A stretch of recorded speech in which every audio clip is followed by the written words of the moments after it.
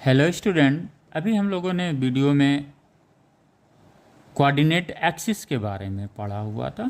अब coordinate axis में हमें एक्स एक्सिस कहाँ पे लिया था, हमने हॉरिजेंटल लिया था, और वाई एक्सिस हमने कहाँ लिया था, वर्टिकल लिया था।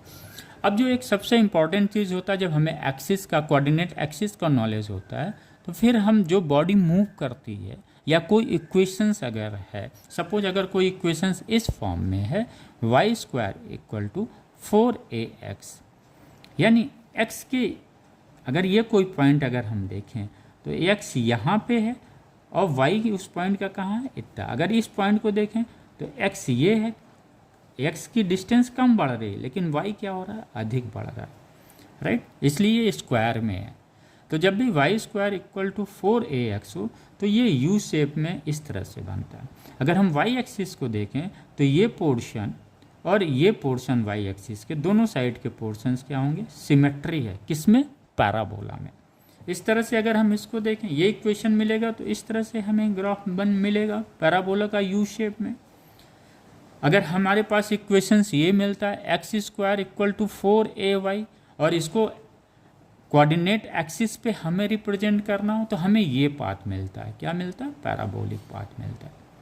क्लियर। अगर किसी पॉइंट यहाँ पे अगर हम देखें तो इसका उस पैराबोलिक पाथ पे कोई पॉइंट अगर ये है तो इसका क्या होगा, ओरिजिन से डिस्टेंस कितना होगा एक्स एक्सिस का, ये होगा, राइट।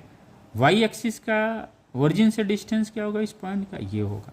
तो अगर ये इक्वेशंस हमें मिलता है तो फिर क्या हम देखेंगे कि एक्स एक्सिस के सिमेट्री जो है वो हमें पैराबोलिक पाथ मिल रहा है। सिमेट्री का मतलब क्या हुआ, एक्स एक्सिस के इस साइड में और एक्स एक्सिस के इस साइड में, दोनों साइड में सिमेट्री होती है, राइट। ये दोनों सिमेट्री हैं एक तरह से। क्लियर हो गया वो हमारा पार्ट।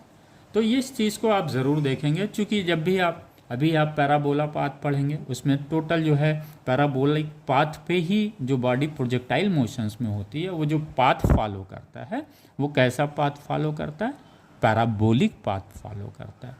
दूसरा आप लिखना चाहें लिख लें, कोऑर्डिनेट एक्सिस क्या है और ये ए क्या है, ये फोकस है।